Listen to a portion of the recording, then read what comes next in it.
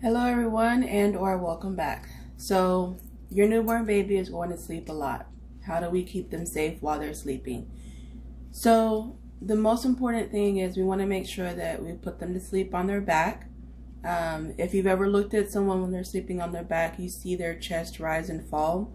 So when they're sleeping on their stomach, they don't get that good expansion. So they're basically taking shallow breaths.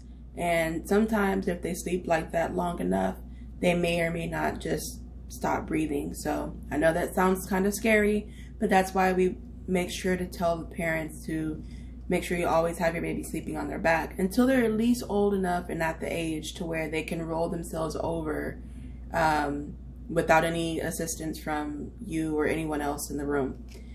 Speaking of that rolling over time is usually about the time when we say that it's okay to stop swaddling. In the beginning, swaddling is great for them. It's comforting because it reminds them of being in the womb, so they're all snuggled in. It also helps to keep them really nice and warm and toasty so they don't lose too much of their body heat. But swaddling is also a great exercise in muscle resistance. So just like if we were to use resistance bands to work out with, when they're swaddled and bundled nicely and they try to reach out their hands or kick out their foot, that's building up some muscle strength in them so that when they get to the stage of crawling and or walking, they have that buildup of strength already. So those are the main things that we use swaddles for, but when they get to the age of rolling themselves over while they're swaddled, then you definitely want to stop swaddling them.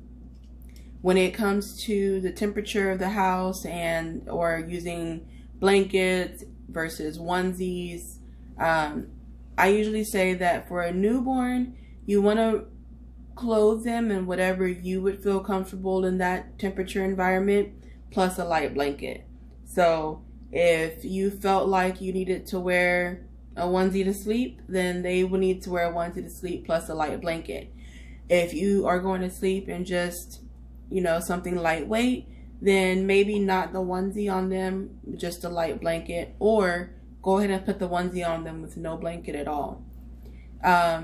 We definitely want to make sure that their sleeping environment is a soft but firm mattress.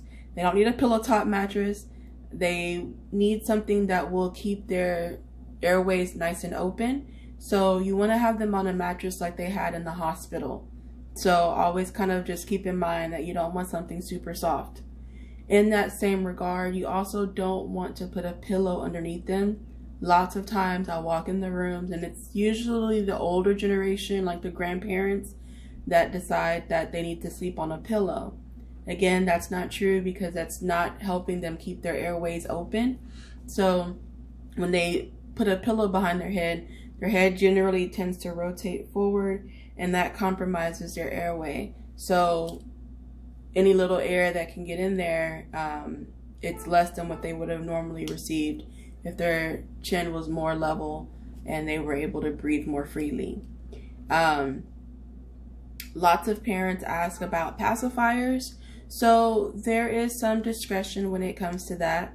If mama is breastfeeding, I usually say to try to establish a great latch and a great schedule. So you want it to be about every 2 to 4 hours. You don't want to be a stickler on the times, but you don't want to let the baby go more than 4 hours without eating. If they're eating every hour on the hour, most likely they're draining you before they actually get full. And also if they're lasting more than 40 minutes during one session, then you're empty and they're just using you as a human pacifier at that point. So what I usually say is if you've already established a great feeding routine with baby, baby's latching wonderfully, lasting anywhere between 20 to 40 minutes, eating about every 2 to 4 hours, pacifiers actually do work great when it comes to sleeping because it helps them to stay in a lighter sleep state. I know for us adults, we're always told that deep sleep is where it's at, and that's true for us, but not so much for them because when they're in the lighter sleep state, they breathe more freely. So the pacifier helps to keep them slightly alert even in their sleep state. So I hope this helps. I hope you learned something, and that way I know I've done my job. Bye.